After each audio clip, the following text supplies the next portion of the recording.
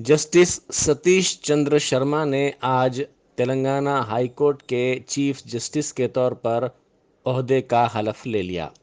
मरकजी हुकूमत ने सदर जमहूरिया रामनाथ कोविंद की मंजूरी के बाद हफ्ते को उनके तकर्रुर की तौसीख की थी। जस्टिस शर्मा, जो मध्य प्रदेश हाई कोर्ट के जज थे, कर्नाटक हाई कोर्ट के कारगुजार चीफ जस्टिस के तौर पर खिदमत अंजाम दे रहे थे। उनकी पैदाइश 1961 में भोपाल में हुई थी। उन्होंने 1981 में डॉक्टर हरि सिंह गौर यूनिवर्सिटी से कानून की डिग्री हासिल की थी। उन्होंने यूनिवर्सिटी में 3 गोल्ड मेडल हासिल किए थे। 1984 में उन्होंने एडवोकेट के तौर पर अपने नाम का इंदराज करवाया था। 2003 में 42 साल की उम्र में जस्टिस शर्मा को सीनियर एडवोकेट का दर्जा दिया गया। बाद 2008 में उन्हें मध्य प्रदेश हाई कोर्ट का जज बनाया गया और 2010 जनवरी में वो मुस्तकिल जज बनाए गए। उन्होंने कानून की यूनिवर्सिटी से भी अपनी खिदमत को जारी रखा। National law institute university Bhopal के एडवाइजरी बोर्ड में भी वो शामिल थे। उन्हें कर्नाटक हाई कोर्ट का अबूरी चीफ जस्टिस बनाया गया था, ताहम अब उन्हें तेलंगाना हाई कोर्ट का जज बनाया गया। आज उन्होंने अपने ओहदे का हलफ ले लिया। तकरीब हलफ बर्दारी में गवर्नर के अलावा वजीर आला चंद्रशेखर राव, चीफ सेक्रेटरी सोमेश कुमार, काबीनी वज़रा, स्पीकर, अरकान असम्बली, अरकान काउंसिल, ओहदेदार और दीगर मौजूद थे। Having been appointed Chief Justice of High Court for the state of Telangana, do swear in name of God that I will bear true faith and allegiance to the Constitution of India as by law established, that I will uphold the sovereignty and integrity of India, that I will duly and faithfully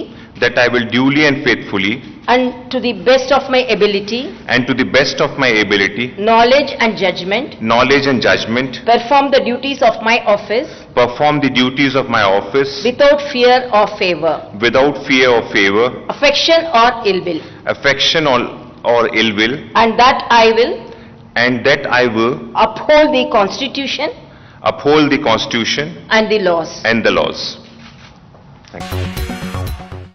रियासती हुकूमत ने शहर हैदराबाद की बड़ी fruit market गड्डी अनारम की कोहड़ा में आरजी तामीर पर तवज्जो मरकूज कर दी है।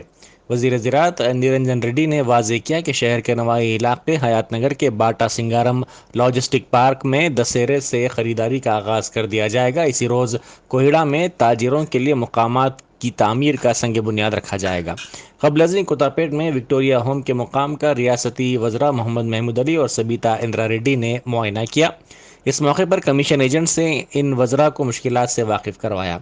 वज़ीर ज़राअत ने इस मौके पर मीडिया से बात करते हुए कहा कि वज़ीर आला चंद्रशेखर राव गड्डी अनारम में सरकारी अस्पताल की इमारत का संग बुनियाद रखेंगे, जिसका हम तमाम इस्तकबाल करते हैं।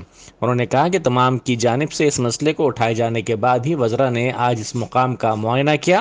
उन्होंने कहा कि ताजिरों को तमाम तरह की सहूलतें मार्केट में फराहम की जाएंगी। वाज़ेह है कि कोत्तापेट फ्रूट मार्केट में एक मस्जिद भी है, लेकिन इस सिलसिले में मस्जिद के तहफ़्फ़ुज़ के लिए हुकूमत की जानिब से हनूज़ कोई ठोस यकीन दहानी नहीं करवाई गई है। రవాణా సౌకర్యాలు అదేవిధంగా వర్తకులు మరియు అవసరాలను సంపూర్ణంగా దృష్టిలో పెట్టుకొని రాష్ట్ర ప్రభుత్వం కోహెడాలోకి గడ్డెనారం ఫ్రూట్ మార్కెట్ను షిఫ్ట్ చేయాలని గతంలో నిర్ణయం తీసుకున్నది. కోహెడలో శాశ్వత ప్రాతిపదికన అక్కడ 170 ఎకరాల స్థలం ఉంది. ప్రభుత్వానికి మార్కెటింగ్ డిపార్ట్మెంట్ ఆధీనంలోనే ఉంది. శాశ్వత ప్రాతిపదికన అక్కడ అంతర్జాతీయ స్థాయిలో అంతర్జాతీయ ప్రమాణాలతో ఒక అధునాతన మార్కెట్ను నిర్మించాలని గౌరవ ముఖ్యమంత్రి గారి యొక్క నిర్ణయం. దానికి డిపిఆర్ తయారు చేసి అక్కడ అలాట్మెంట్ ఇచ్చి అవన్నీ చేయడానికి ఒక సమయం పడుతుంది. అది సమాంతరంగా పని స్టార్ట్ అవుతుంది. ఈ లోపల గడ్యానారంలో ఉండేటువంటి ఆ స్థలంలో రాష్ట్ర ప్రభుత్వం అత్యున్నత ప్రమాణాలతో కూడినటువంటి రాష్ట్ర ప్రజలకు ఉచితంగానే అత్యున్నత వైద్య సేవలు అందించాలనేటువంటి సంకల్పంతో మహానగరంలో ఒక 4 అధునాతనమైనటువంటి ఆసుపత్రులను నిర్మాణం చేయాలని నిశ్చయించడం జరిగింది. అందులో భాగంగానే గడ్యానారంలో కూడా ఒక హైరైజ్ సూపర్ స్పెషాలిటీ హాస్పిటల్ అక్కడ వస్తుంది. ఆ హాస్పిటల్ అక్కడ రావడం కోసం ఆ స్థలాన్ని వైద్య ఆరోగ్య శాఖ కేటాయిస్తూ ప్రభుత్వం నిర్ణయం తీసుకున్నది. ప్రభుత్వ ఉత్తర్వులు కూడా వెలువడినాయి. ఇదివరకే త్వరలో అక్కడ గౌరవ ముఖ్యమంత్రి గారు శంకుస్థాపన కూడా ఆ ఆసుపత్రి భవనానికి చేస్తారు. అక్కడ ఉండేటువంటి పళ్ళ వ్యాపారులు ఇక్కడికి బాటసింగారానికి షిఫ్ట్ కావడం కోసం ఇక్కడ వాళ్లకు వసతులు సంపూర్ణంగా వాళ్ళకు అవసరమైనటువంటి వసతులన్నింటినీ కూడా ఏర్పాటు చేయడం కోసం ఈ లాజిస్టిక్ పార్క్లో 11 ఎకరాల ఏరియా, దాదాపు 60-70 వేల స్క్వేర్ ఫీట్ల కవర్డ్ ఏరియా, ఇది కాక అదనంగా ఓపెన్ ఏరియాస్.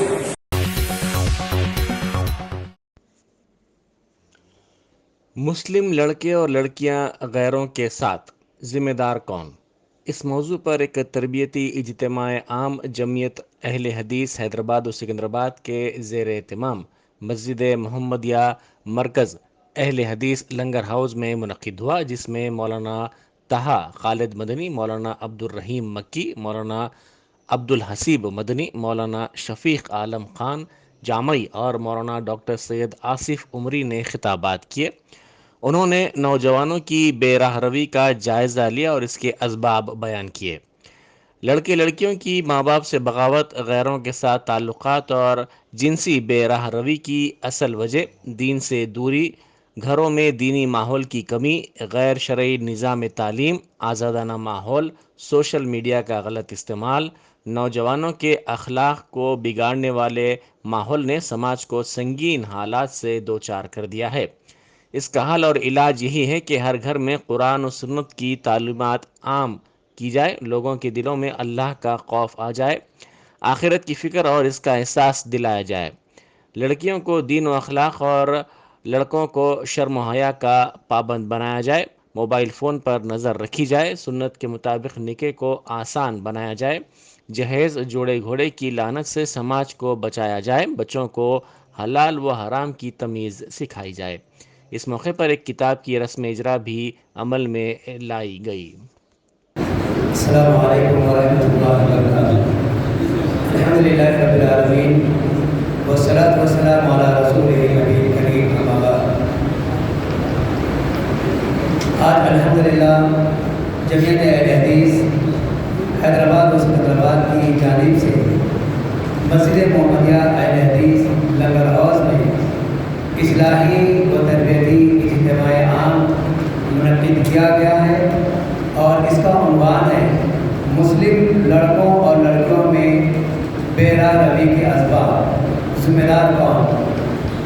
हमारा ये इजलास रखने का मकसद ये है, अब जो माहौल चल रहा है, जो हालात से हम गुज़र रहे हैं और आए दिन जो वाक़यात अखबारात के ज़रिए या टीवी चैनल्स के ज़रिए हमारे सामने आ रहे हैं, ये इंतहाई खौफनाक हैं और एक मुसलमान को झंझोर देने वाले वाक़यात हैं कि इस्लाम जो पाकीज़ा मज़हब है, जो अखलाकियात की तालीम देता है, इस्लाह की तालीम देता है, इस इस्लाम के मानने वाले आज किस रूप पर चले गए हैं और कौन सी रविशें लोग इख्तियार कर लिए हैं।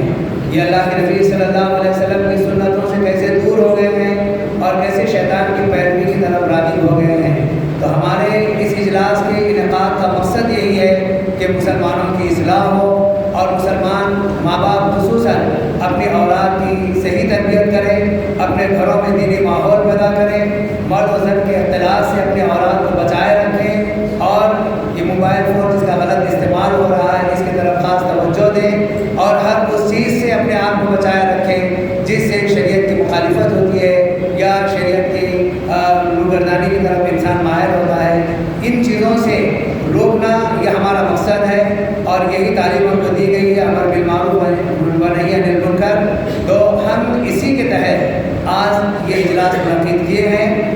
آپ تمام سے گزارش کرتا ہوں کہ جو باتیں بیان کی جا رہی ہیں اس کو غور سے سنیں اور اس پر عمل کریں اور اپنے اولاد کی اصلاح کی کوشش کریں. السلام علیکم. چندہ نگر میں واقع خانگی بینک کے اے ٹی ایم سینٹر میں گھس کر ایک شخص جو حالت نشے میں تھا نے اے ٹی ایم کو نقصان پہنچانے کی کوشش کی. یہ واقعہ پیر کی صبح کی اولین ساعتوں میں پیش آیا. اس شخص کی شناخت نہیں ہو سکی. اس شخص نے چوری کے لیے ایسے اے ٹی ایم کا انتخاب کیا جہاں پر نگرانی کرنے والا کوئی بھی نہیں تھا. اس نے اے ٹی ایم سے نقدی نکلنے والے حصے کو نقصان پہنچایا، تاہم بار بار کی کوششوں کے باوجود اس میں سے رقم نہیں نکلی، جس پر وہ وہاں سے چلا گیا. پولیس نے کہا کہ اس واقعے میں نقدی کی چوری نہیں ہوئی، تاہم اے ٹی ایم مشین کو نقصان پہنچا. چندہ نگر پولیس نے اس سلسلے میں ایک کیس درج کر کے تحقیقات کا آغاز کر دیا. قلع دینے کے بہانے بلا کر برادران نسبتی نے اپنے بہنوئی پر جان لیوا حملہ کیا. تفصیلات کے مطابق ریاست نگر کے رہنے والے محمد عارف کی شادی 7 سال قبل 2014 میں ہوئی تھی، جس کے بعد شوہر اور بیوی میں کچھ عرصے سے جھگڑے ہونے لگے، جس پر خاندان کے بزرگوں نے ان میں صلح صفائی کروائی، تاہم بعد ازاں ایک مرتبہ پھر ان میں جھگڑے ہونے لگے. محمد عارف کا کہنا ہے کہ ان کی بیوی جب کبھی جھگڑے ہوتے اپنے بھائیوں کو بلا کر ڈرا دھمکا کر جان سے مارنے کی دھمکی دیتی. روزمرہ کے جھگڑوں سے تنگ آ کر عارف نے اپنی بیوی سے خلا کی بات کی، جس کے لیے ان کی بیوی نے 2 لاکھ روپے کی مانگ کی. ان کی اس مانگ پر عارف رضامند ہو گئے. دفتر قضات میں 2 لاکھ روپے لینے کے بعد خلا کی کارروائی مکمل ہو گئی، جس کے بعد خاتون کے ارکان خاندان نے محمد عارف پر جان لیوا حملہ کیا. تاہم مقامی افراد نے عارف کی جان بچائی اور پولیس کو طلب کر لیا گیا، جس نے ملزمین کو گرفتار کر لیا اور عارف کو علاج کے لیے دواخانہ عثمانیہ منتقل کر دیا گیا. السلام علیکم. میرا نام شیخ عارف ہے. میں ریاست نگر کا رہنے والا ہوں. میری بیوی نے بولا 1 مہینہ پہلے ہی جیسو سامان لے کر چلے گئے، کھلا لے لیتی ہوں بول کے. پھر کھلا کے واسطے یہاں پہ راجندر نگر 9 نمبر پہاڑی کو بلائے سائن کرنے کے لیے. سائن لینے کے لیے 2 لاکھ کی ڈیمانڈ کرے. 2 لاکھ دینے کے بعد سائن لینے کے بعد پورا ہونے کے بعد کہاں بلائے تھے آپ کو؟ راجندر نگر اس کے پاس بلائے؟ 9 نمبر پہاڑی کشن باغ. کدھر بلائے؟ سسرال کے گھر کے پاس. اور کہاں پہ کھانا لیا آپ کے؟ سائنا قاضی کے پاس لیے. قاضی کے پاس بلائے تھے؟ قاضی کے پاس بلائے تھے. قاضی کے پاس پیسے کیش ہینڈ اوور کرنے کے بعد آفس سے نیچے اترنے کے بعد میرے اوپر اٹیک کر رہے. 15 سے 20 جنے لوگ 20-25 جنے لوگ مجھ پہ مارے. راڈوں سے مارے، نکل پنچوں سے مارے، بہت مارے. 2 لاکھ لینے کے بعد پھر جیسے ان کے سسرے میں چھوڑتا ہوں بول کے 7 بیٹھے تھے پیچھے. بیٹھنے کے بعد نیچے ڈاؤن اترتے کچن باغ کچھ ڈاؤن اترتے A1 میکینک دکان ہے وہاں پہ روکے پیسے لینا ہے بول کے. پیچھے سے ان کے بیٹے آ رہے تھے بول کے رکا دیے میرے کو. پھر وہاں پہ بھی اور مارے میرے کو. وہاں پہ سردار جی وہ لگا میرے کو بچائے وہاں پہ. اور میرے بھائی اسماعیل بھائی انہوں بھی بچائے میرے کو. میں تو آپ کی شادی کب ہوئی تھی؟ شادی 2014 میں ہوئی تھی. اور میری بیوی جیسا 4 مہینے 6 مہینے ایسا چلے جاتے تھے اور جان سے پھنساتی ہوں یہ کرتی ہوں بول کے دھمکی دیتے تھے. 2 بار ایک بار کیروسین ڈال لیے تھے. فرسٹ ٹائم خاندان والوں کو بلا کے کمپرومائز کرائے تھے. تو غلط ہے، یہ غلط ہے، بچی غلط کری بول کے بولے تھے. پھر بعد میں دوسری بار میرے والد کو برین کینسر ہو گیا تھا. تو اس بیچ میں میں ان کو اسٹرکٹلی بول دیا تھا والد کو ٹینشن نہیں دینے کا ہے. تو اس بیچ میں بھی لڑائی ہوئی تھی. بحث کر لیے تھے، کیروسین ڈال لیے تھے. دوسری بار کیس کرنے گئے تھے. نہیں میں بولا کہ گھر کا مسئلہ ہے، باہر نہیں جانا بول کے دبا دیا تھے. وہاں پہ کیس واپس ریٹرن لے لیا. کتنے جنے مل کے ہمارے آپ؟ 20 سے 25 جنے مل کے. کیا نام ہے ان لوگ کے؟ شیخ اسماعیل ہے، شیخ جاوید ہے، شیخ جبار ہے، شیخ جعفر ہے، شیخ اسماعیل ہے اور ان کے دوست ہے. آپ کیسا جا رہے تھے؟ اب گاڑی پہ جانا ہے. کس کے ساتھ جا رہے تھے؟ 2 بھائیاں ہیں میرے. برا ہمارے میرے سسرے کے ساتھ جا رہے تھے، سسرے گھر تک چھوڑتے بولے تھے میرے کو، انہوں بھی پلاننگ کر کے رستے میں رکائے. سسرے بھی گھر تک چھوڑتا ہوں بول کے ساتھ چلے، مگر بیچ روڈ میں رکا کے پھر بیٹوں کو بلا کے مارنے لگا ہے. اور یہ خلا لینے کی وجہ چھوٹے چھوٹے مسئلوں کو بھائیوں کو بلاتے تھے گھر پہ، دھمکی دیتے تھے، بحث کرتے تھے. بہن کو لے کے چلے جاتے تھے، گھر کو. 4 مہینے 6 مہینے رکھ لیتے. بیچ میں میری بیوی نے ڈیورس ہونا بول کے فائل کرے تھے کورٹ میں، تو میں نہیں دیتا. تلنگانہ کے محکمہ صحت کے مطابق اب تک ریاست میں 2,78,00,000 سے زائد افراد کو کووڈ کے ٹیکے دیے گئے۔ ایک اندازے کے مطابق ریاست میں 18 سال سے زائد عمر کے کم از کم 2,87,00,000 افراد ہیں۔ کل حکومت نے انکشاف کیا کہ ریاست بھر میں 2,75,56,700 سے زائد افراد کو کووڈ کی ایک خوراک دی گئی۔ کووڈ ٹیکہ اندازی کی خصوصی مہم کے حصے کے طور پر تمام اہل افراد کو ویکسین دینے پر توجہ مرکوز کرنے کے ساتھ ساتھ خاص طور پر ریاست بھر کے دیہی علاقوں میں اب تک 2,75,00,000 سے زائد افراد کو پہلی خوراک دی گئی اور مزید افراد کو دوسری خوراک دی گئی ہے۔ بتکما فیسٹیول کے عالمی مقبولیت حاصل کر جانے کا اندازہ اس بات سے لگایا جا سکتا ہے کہ دبئی میں واقع متحدہ عرب امارات کی بلند بالا عمارت برج خلیفہ پر 23 اکتوبر کو LED کے ذریعے اجاگر کیا جائے گا۔ چیف منسٹر کے چندر شیکھر راؤ کے دختر اور MLC کی کویتا نے بتایا کہ وہ چاہتی ہیں کہ بتکما کو دنیا بھر میں مقبول کیا جائے اور برج خلیفہ پر بتکما مبارکباد جیسے نیون کے جگمگانے کے بعد یہ تہوار دنیا بھر کی توجہ کا مرکز بن جائے گا۔ అవసరాలు వేరు ఉద్యమ సమయంలో మన ప్రజలకు ఒక స్పష్టమైనటువంటి మన ప్రజల ద్వారా మనం అడుగుతున్నటువంటి ప్రభుత్వాలకు ఒక సంకేతం పంపించాలి కాబట్టి ఇది ఒక ఉద్యమ ప్రతీకగా బతుకమ్మను మనం ఆనాడు ప్రదర్శించడం జరిగింది. బట్ ఇప్పుడు ఏంటి అంటే మన యొక్క సాంస్కృతిక చిహ్నాన్ని దేశవ్యాప్తంగా ప్రపంచవ్యాప్తంగా తెలియజెప్పడం అనేది ఇప్పుడు డిఫరెంట్ డైమెన్షన్. సో ఇప్పుడు ఏం చేయాలి, మనం మన వాళ్ళు కాకుండా బయట వాళ్ళు వచ్చి పాటలు చేయడం కానీ ఇట్లా పెద్ద పెద్ద పేరున్న వాళ్ళు వచ్చి చేయడం కానీ, సో ఇప్పుడు అదొక చర్చ ఉంటుంది కదా. ఇప్పుడు ఇందాక గౌతమ్ గారు ఏమన్నారు, నేను వచ్చి బతుకమ్మ చేశాను కాబట్టి నాకు సినిమా తీయాలని ఉంది, దీని మీద ఒక టైటిల్, దీని మీద సో అంటే ఏమవుతుంది అంటే దాని నుంచి చర్చ వేరే వేరే రాష్ట్రాలలోకి వేరే వేరే దేశాలలోకి వెళ్తుంది. సో నెక్స్ట్ మేము అనుకున్నది ఏంటంటే ఈ మంత్లోనే ఇన్ఫ్యాక్ట్ 23 అక్టోబర్ రోజు దుబాయ్లో బుర్జ్ ఖలీఫా అని ఒకటి ఉంటుంది. సో దాని మీద we want to display Bathukamma. So just trying everything that we can do to मजलिसी रुकन असम्बली अहमद बलाला की नुमाइंदगी पर ओवर मलकपेट पानी टैंकी के पास मुफ्त मेडिकल कैंप का इनेकाद अमल में आया, जहां आंखों और दांतों के माहिर डॉक्टरों ने मरीजों का मुआयना किया। इस कैंप में कोविड-19 वैक्सीन के पहले और दूसरे डोज के टीके भी दिए गए। नुमाइंदा कारपोरेटर मोहम्मद सैफुद्दीन शफी की निगरानी में मजलिसी कारकुनों ने इस कैंप को कामयाब बनाने में अहम हिस्सा अदा किया। अस्सलाम वालेकुम वरहमतुल्लाहि वबरकातुहू। आज खदीम मलकपेट में मेगा हेल्थ कैंप मुनक़िद किया गया है। मजलिस इत्तेहादुल मुस्लिमीन बैरिस्टर जनाब असदुद्दीन अवैसी साहब, MP हैदराबाद, सदर कुल्ल मजलिस इत्तेहादुल मुस्लिमीन और जनाब अहमद बिन अब्दुल्ला बलाला साहब की ख़ास नुमाइंदगी पर मेगा हेल्थ कैंप खदीम मलकपेट में मुनक़िद किया जा रहा है। ये लगातार हर मोहल्लों में, हर बस्तियों में, कम्युनिटी हॉल में ये मेगा हेल्थ कैंप लगाया जा रहा है। इसमें फ्री मेडिकल हेल्थ कैंप के साथ साथ में मेडिकल चेकअप, फ्री दवाइयों का फ्री डिस्ट्रीब्यूशन चल रहा है और कोविड वैक्सीनेशन जो कि Covishield first dose, second dose, Covaxin first dose, second dose और free health checkup, free eye camp, free dental और फ्री फिजियोथेरेपिस्ट का जो है सो मेडिकल कैंप माहिर डॉक्टरों की मौजूदगी में हो रहा है।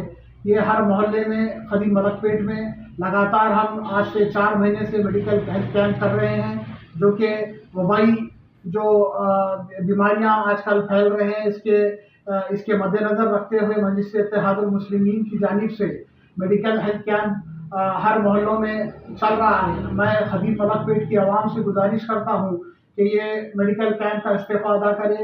माहिर डॉक्टर मौजूद हैं, फ्री ये ख़ास करके आवाम के लिए रखा जा रहा है। आप सभी से गुजारिश करते हैं ये कैंप के लिए इस्तेफादा करें। इस पे हमारे सुदूर मुतमदीन सरगर्म कारकुनान मजलिस इत्तेहादुल मुस्लिमीन हर कैंप में मौजूद है आपके हेल्प के लिए। आप इसका इस्तेफादा करें, अपनी सेहत का ख्याल रखें। आने वाले दिन में और मेडिकल हेल्थ कैंप्स खदीम मलकपेट में लगाए जाएंगे। आप सभी से गुजारिश करते हैं कि सेफ रहें, खुश रहें। अस्सलाम वालेकुम। मूवी आर्टिस्ट एसोसिएशन की रुकने से इस्तीफा देने के बाद मुमताज़ फिल्मसाज और अदाकार प्रकाश राज ने कहा कि वो MAA के सदारत इंतखाबात हारने के बाद इस एसोसिएशन से वाबस्ता रहना नहीं चाहते। उन्होंने कहा कि वो फिल्म आर्टिस्टों की कोई नई तंजीम भी नहीं बनाएंगे। वो बदस्तूर तेलुगु फिल्मी सनत से ही वाबस्ता रहेंगे। బైలాస్ మార్చాలి, తెలుగోడు కానివాడు ఓటేయొచ్చు బట్ నిలబడకూడదు అనే నినాదం స్టార్ట్ చేశారు. మీరు వచ్చిన తర్వాత ఆ బైలాస్ని మార్చుతానని కూడా చెప్పారు. ఏం చేయను, నా తల్లిదండ్రులు తెలుగోళ్ళు కాదు, అది నా తప్పు కాదు, వాళ్ళ తప్పు కూడా కాదు. ఒక అసోసియేషన్కి ఒక నాయకత్వం వహించిన మీకు తెలుగోళ్ళు మాత్రమే ఉండాలన్నారు. దాన్ని మెంబర్స్ అనుమోదించారు, వాళ్ళు ఎన్నుకున్నారు. ఒక తెలుగు బిడ్డని, ఒక తెలుగోడిని, ఒక మంచి బిడ్డని. మంచిదే, దాన్ని నేను స్వీకరించాలి. కానీ ఒక కళాకారుడిగా నాకంటూ ఒక ఆత్మగౌరవం ఉంటుంది. అందువలన మంచు గారు, మా సదస్యత్వానికి నేను రాజీనామా ఇస్తున్నా. ఇది నాకు ప్రేక్షకులకు ఉన్న బంధం, సినిమాలు చేస్తూ ఉంటా, నాకు దర్శకులకు ఉన్న బంధం, నాకు రచయితలకు ఉన్న బంధం, నాకు నిర్మాతలుగా ఉన్న బంధం కొనసాగుతుంది. బట్ వచ్చే రోజుల్లో నువ్వు అతిథిగానే ఉండాలి అంటే ఆ అసోసియేషన్కి నేను మెంబర్గా ఉండకూడదు. ఎందుకంటే అది కదా ఇవాళ నువ్వు ఉండకూడదని చెప్పినందుకు. దీన్ని నేను ఏదో నొప్పితో కాదు, దాన్ని స్వాగతిస్తా.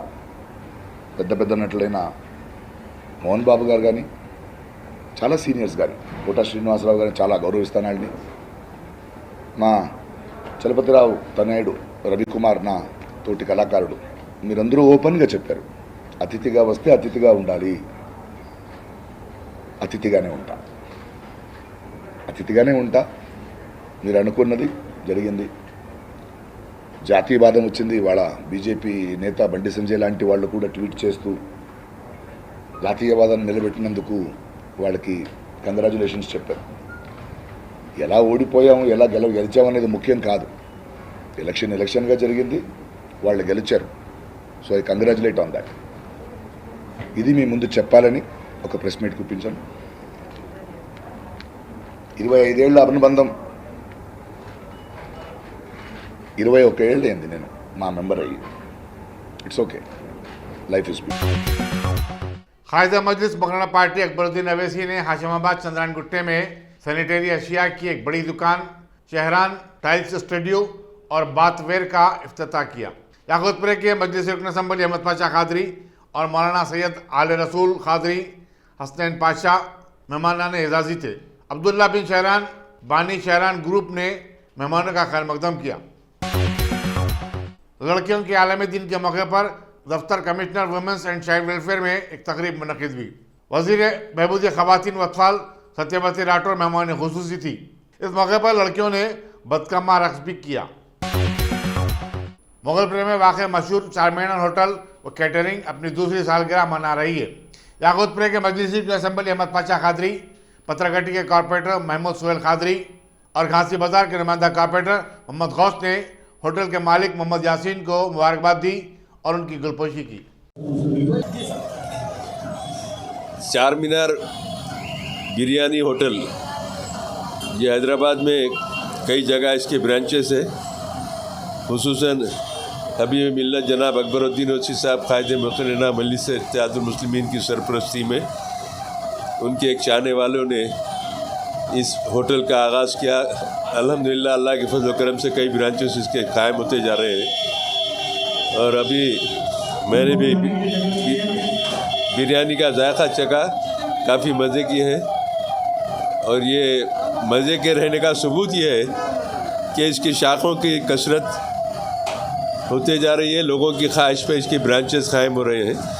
मेरा कारोबार में जो लोग हिस्सा ले रहे हैं, अल्लाह ताला उनके कारोबार को खैर बरकत अता करे, तरक्की अता करे और मज़ीद कारोबार में अल्लाह इनकी तौसीक़ दे, दिन दुगनी रात जोगनी तरक्की दे, हासिदों की हसद से, शरपसंदों के शर से इनके कारोबार को महफूज रखे। हमारी दुआ है, मेरी नेक तमन्ना है ये मजलिस के चाहने वाले हैं, अभी भी मिल्लत के आशिक हैं। अल्लाह इनके कारोबार में बरकत अता करे। और इस मौके पर हमारे कारपोरेटर साहब सोहेल काजी साहब भी, जो इस एरिया के कारपोरेटर, वो भी इसमें शरीक होकर होटल के मालिक को मुबारकबाद पेश कर रहे हैं। शुक्रिया। मलकपेट के मजलिसी रुकन असम्बली अहमद बलाला ने बल्दी डिवीज़न खदीम मलकपेट के बल्दी मसाइल पर एक जायजा इजलास मुनक़िद किया। उन्होंने मलकपेट में रिलायंस शोरूम के पास पानी जमा हो जाने के मसले को फौरी हल करने पर जोर दिया। इजलास में नुमाइंदा कारपोरेटर मोहम्मद सैफुद्दीन शफी, सरगर्म मजलिस कायदीन के अलावा JSMC और वाटर वर्क्स के अहदेदार भी शरीक थे। तेलंगाना हुकूमत ने त्योहारों के आने वाले सीजन के दौरान आवाम को एहतियात बरतने और कोविड-19 से मुताल्लिक़ क़वायद पर पाबंदी करने का मशवरा दिया है। Director public health doctor G Srinivas ने कहा कि ये बात नोट की गई है कि टैंकबंड पर संडे फंडे और बदकमा फेस्टिवल के दौरान आवाम मास्क का इस्तेमाल नहीं कर रहे हैं। रियासत में रोज़ाना कोविड-19 के केसेस अगरचे के 150 और 200 के दरमियान है, लेकिन दूसरी रियासतों केरला, महाराष्ट्र और कर्नाटक में ऐसे केसों में इजाफा हो रहा है। चुनाचे इस मर्ज का खतरा बदस्तूर बरकरार है। डेल्टा वायरस दूसरी रियासतों से तेलंगाना में दाखिल हो रहा है। डॉक्टर श्रीनिवास ने उन तमाम लोगों से जिन्होंने कोविड-19 का दूसरा डोज नहीं लिया, ख्वाहिश की कि वो फौरी अपना डोज ले लें। एक अंदाजे के मुताबिक 25 लाख अफराद हनूस दूसरा डोज नहीं लिए। उन्होंने कहा कि रियासत में कोविड-19 वैक्सीन की कोई किल्लत नहीं है। కోవిడ్ వ్యాధి గణనీయంగా తగ్గుముఖం పట్టింది. ముఖ్యంగా మన తెలంగాణ రాష్ట్రంలో వచ్చేసి ఏదైతే థర్డ్ వేవ్ వస్తుంది అనుకున్నామో 3 నెలల క్రితం, ఎస్పెషల్లీ జూలై ఆగస్టులో వచ్చేసేసి మళ్ళీ మనకి సెప్టెంబర్ అక్టోబర్లో కానివ్వండి, నవంబర్లో కానివ్వండి థర్డ్ వేవ్ స్టార్ట్ అవుతుందని చెప్పి చెప్పడం జరిగింది. బట్ పరిస్థితులు మనం తీసుకుంటే ఇప్పటివరకు కూడా మనం తెలంగాణ రాష్ట్ర ప్రభుత్వం తీసుకున్న చర్యల వల్ల ఈ థర్డ్ వేవ్ రాకుండా మనం నిరోధించుకోవడం జరిగింది. అయినా సరే తెలంగాణ రాష్ట్ర ప్రభుత్వము, వైద్య ఆరోగ్య శాఖ ఎలాంటి అలసత్వం లేకుండా ఈ థర్డ్ వేవ్ ప్రిపేర్నెస్ కోసం మనం అన్ని రకాల అరేంజ్మెంట్ చేసుకున్నాం. మనకి అక్కడక్కడ కొన్ని 1 నుంచి 2 మరణాలు ఇంకా కూడా నమోదవుతున్నాయి. ఈ మధ్య ఒక just 17 years old young girl రీసెంట్గా ఒక 27th మనకి సెప్టెంబర్ వచ్చేసేసి అమ్మాయి కోవిడ్తో చనిపోయింది. So 27 years old girl, you can understand. 1.5 year నుంచి కూడా ఏదైతే జాగ్రత్తలు తీసుకున్నారో కోవిడ్ సోకకుండా, ఆ జాగ్రత్తలు తీసుకోవడం వల్ల అలాంటి వాళ్ళు ఇప్పుడు మొత్తం ఓపెన్ అయిపోయింది, కోవిడ్ పూర్తిగా కనుమరుగైపోయింది, వైరస్ పూర్తిగా నిర్మూలించబడిందనే ఒక అపోహతోని, ఉద్దేశంతోని ఈరోజు ముఖ్యంగా ప్రయాణాలు చేసేటప్పుడు కానివ్వండి, లేకపోతే మీరు షాపింగ్స్కి వెళ్ళేటప్పుడు కానివ్వండి, ఫెస్టివ్ సీజన్లో, అలాగనే మీ ఫ్రెండ్స్తో కానివ్వండి, లేకపోతే ఫ్యామిలీస్తో కానివ్వండి, బంధువులతో కానివ్వండి, మీరు విందులకి వినోదాలకు వెళ్ళినప్పుడు కానివ్వండి, ఇలాంటి పరిస్థితుల్లో మనకి కొన్ని కేసులు రిపోర్ట్ అవడం చూస్తున్నాం. కాబట్టి ముఖ్యంగా ప్రజలందరికీ విజ్ఞప్తి చేసేది ఏంటంటే, 1, కోవిడ్ పూర్తిగా కనుమరుగు కాలేదు, ఇంకా మనతోనే ఉన్నది. ఇప్పటి వరకు ఇన్ఫెక్ట్ కాని వ్యక్తులు, ఇప్పటి వరకు వ్యాక్సిన్ తీసుకోని వ్యక్తులు ఎవరుతున్నారో వాళ్ళందరూ ఇంకా ఇన్ఫెక్ట్ అవుతున్నారు. కుటుంబంలో ఒక వ్యక్తికి వస్తే అందరూ కూడా ఈ వ్యాధి బారిన పడుతూ ఉన్నారు. మన రాష్ట్రంలో కేసుల సంఖ్య తగ్గినప్పటికీ పక్క రాష్ట్రాల్లో కేసుల సంఖ్య ఇంకా ఉన్నాయి. కాబట్టి ఆ ప్రాంతం వాళ్ళు పండుగల కోసం అనుకోండి, ఇతర పర్యాటక ప్రాంతాలకు రావడం అనుకోండి, హాలిడేస్ టైంలో, వీటి వల్ల మళ్ళీ మన పబ్లిక్ వాళ్లతో మిక్స్ అవటం వల్ల మళ్ళీ వాళ్ళు ఈ వైరస్ బారిన పడే అవకాశం ఉంటుంది. దయచేసి ఇప్పటికి కూడా మీకు కంపల్సరీ అనుకుంటే తప్పితే మీరు ప్రయాణాలు పెట్టుకోకుండా ఉండడం మంచిది. मेदक में रियासती असम्बली के स्पीकर पोचाराम श्रीनिवास रेड्डी की कारों के काफिले में शामिल एक गाड़ी की टक्कर से एक 55 साल शख्स फलाक हो गया। बताया जाता है कि स्पीकर बांसवाड़ा में सरकारी प्रोग्राम में शिरकत के लिए जा रहे थे। एक सनती इदारे में काम करने वाला यह शख्स सड़क अबूर कर रहा था। पुलिस ने कार को जब्त कर लिया और आगे की तहकीकात में मसरूफ है। सदर मजलिस और रुकन पार्लियामेंट बैरिस्टर सदन अवैसी ने कहा कि बीजेपी मरकजी ममलकती वज़ीर दाखिला अजय मिश्रा उनके बेटे आशीष मिश्रा को महज इसलिए बचा रही है क्योंकि उनका ताल्लुक आलाजात से है। बीजेपी आलाजात के वोटों से महरूम होना नहीं चाहती। बलरामपुर में एक आम जलसे से खिताब करते हुए बैरिस्टर अवैसी ने कहा कि अगर आशीष की जगह कोई अतीक होता तो यूपी की बीजेपी हुकूमत उसके घर पर बुलडोजर चला देती। उन्होंने वज़ीर-ए-आज़म नरेंद्र मोदी से पूछा कि आखिर वो अजय मिश्रा को अपनी काबीना से बरतरफ क्यों नहीं करते। लखीमपुर में जिस कार ने किसानों को रौंद डाला उसका मालिक अजय मिश्रा ही है। अजय मिश्रा ने किसानों को धमकी भी दी थी और 2 दिन बाद ही 5 किसान हलाक कर दिए गए। वाज़ेह है कि लखीमपुर केस में आशीष मिश्रा को पुलिस ने हफ्ते की रात गिरफ्तार करके 14 दिन की रिमांड पर जेल भेज दिया है। बताइए आप आशीष को, मंत्री को नहीं हटाते, उनके अब्बा को। योगी जी आशीष के अब्बा जान को नहीं हटाएंगे? क्या तुम भी बोल सकते अब्बा जान? हम, हमारी मुंह में जबान नहीं है? क्या नरेंद्र मोदी आशीष के अब्बा जान को नहीं हटाएंगे आप? मोदी जी क्यों नहीं हटाएंगे अब्बा जान को? आप हटाना चाहिए ना अब्बा जान को। आप तो बोलते हैं कि मैं कोई चीज को, गलती को बर्दाश्त नहीं करता। बाबा, क्या आशीष के अब्बा को आप बचाएंगे या जेल को भिजाएंगे? बाबा को बताना पड़ेगा ना उत्तर प्रदेश की जनता को। बाबा तो हर बात पे अब्बा जान बोलते हैं। अब ये अब्बा जान मंत्री बनकर बैठे, देश की सुरक्षा के मंत्री हैं। उनका बेटा गाड़ी से किसानों को मार दिया। अब ये समझ में आया आपको नहीं आया? मुझे बताइए कि अब्बा जान का नाम अजय मिश्रा है, बेटे का नाम आशीष है, अतीक नहीं है। अगर बेटे का नाम अतीक होता या आरिफ अनवर हाशमी होता तो अब तक जेल में चले जाते। कितने घर तोड़ दिए जाते, कितने घर तोड़ दिए जाते अब तक। मगर ये बता रहा हूं, ये फर्क है। अब जब हम इसको बयान करते हैं तो मुझे मालूम कि आज शाम में 6 बजे से रात के 12 बजे तक असदुद्दीन ओवैसी के नाम पर सब लोग शादी करेंगे अपनी अपनी टीवी पर। मुल्क में गुज़श्ता 24 घंटों के दौरान कोविड-19 के 18,132 नए केसेस सामने आने के बाद इस मर्ज के मुतासरीन की जुमला तादाद 3,39,69,607 हो गई है। मरकजी वजारत सेहत के प्रेस नोट में बताया गया कि इसी मुद्दत के दौरान 193 नई अमवात हुई हैं। इस तरह मुल्क भर में अब तक 4,50,782 अफराद फौत हो चुके हैं।